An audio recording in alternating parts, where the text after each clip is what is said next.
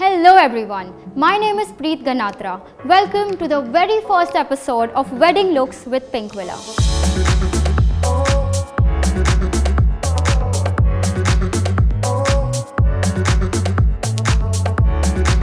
Today we have Janvi with us, on whom I will be creating a haldi look inspired by the Bollywood celebrity Tara Sutaria.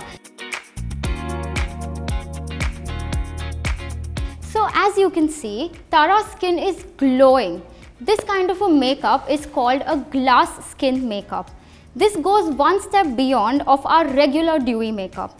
So our model Janvi has a clear complexion and a normal skin type. I will be recreating the same look on Janvi today. The very first step for skin preparation is hydrating and moisturizing the skin. So for that I will be using a cream based primer. Now that I have massaged the primer well into the skin, you can see her skin is already shining. It is already glowing slightly. It looks a little supple and healthier than before. Now moving on to the Tara Sutaria glow. To achieve that, I will be using a facial oil. If you are someone who has an oily skin, then you should possibly just skip this step because you don't want your makeup to oxidize after a while. You just have to gently dab the tissue and you see a lot of excess oil and moisturizer is here with us. Moving on to step number 2, which is the correction and the concealing. Now this step need not be done on the entire face. I will be working only on select areas. I am gently dabbing the areas where I had applied the corrector and concealer. For the foundation, we'll first check which shade matches her. I will be taking a shade and applying it near her jawline. Next, I will be directly dabbing the product onto her face. The best part about using a beauty blender is that it deposits minimum product onto the face and takes away any excess that is not required onto the skin. Now as you can see, the entire face has one even color, which is why it might tend to look a little flat.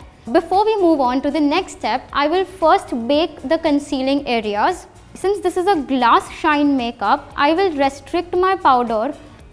Now that the foundation is done and the entire face looks like an even tone, I will be moving on to adding some color and dimension to the face. As you can see in the picture, Tara's cheeks are pretty enhanced and glowing in the look, which is why we will restrict our sculpting and work more on the blush and the highlight using a matte brown cream, right from the end of the lips till the temple. Make sure you don't add a lot of product because blending could get difficult then.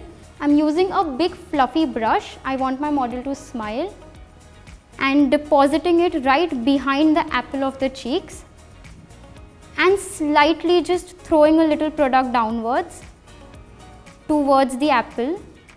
To end this, I will be using a highlighter. I'm using a fan brush. The highlighter will go at the top of the cheekbone, a little towards the forehead and on the T-zone, which is the nose. Okay.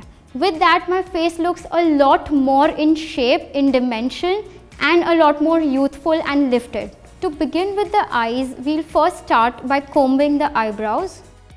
Next, I will be using a big fluffy brush and depositing some brown color, a warm brown color, similar to the one that we used on the contour, right under the crease. Next, I'm taking a pearl highlighter shade and depositing it right under the arc of the eyebrow. I will also deposit the same color slightly on the inner corner of the eye and give a nice almond shape in the beginning. Now beginning with the eyeliner. For the eyeliner, I'm going to use a kohl pencil and heat it or warm it up a little using a hair dryer, just slightly.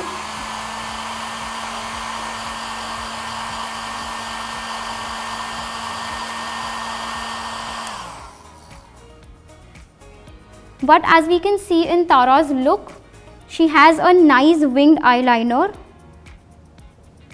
We'll repeat these steps on the under eye and it should get tapering towards the inner corner.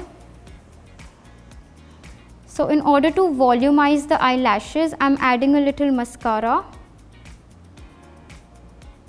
Make sure you use minimum product to avoid any kind of clumping on your mascara.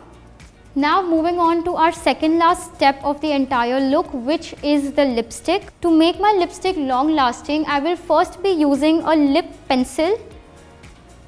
Start by outlining the lips. Last, I will be adding a little gloss only on the pout. Basically, you should not rub the lip gloss all over the lips because it might end up going beyond the lip line. Keep it restricted to the center and just dab it very gently to give that last pout effect. With that, I come to the final and the most important step of my entire look, which is the final touch up. So basically, if while doing makeup, your fingerprints or there's some dust that might stick to the face, the final touch up will help to get rid of it and gives a very smooth and a clean appearance. And for the remaining face, I will be using a makeup fixer spray. Close your eyes. With that, we now come to an end to the glass skin makeup inspired by Tara Sutaria. And we're also haldi ready with our makeup.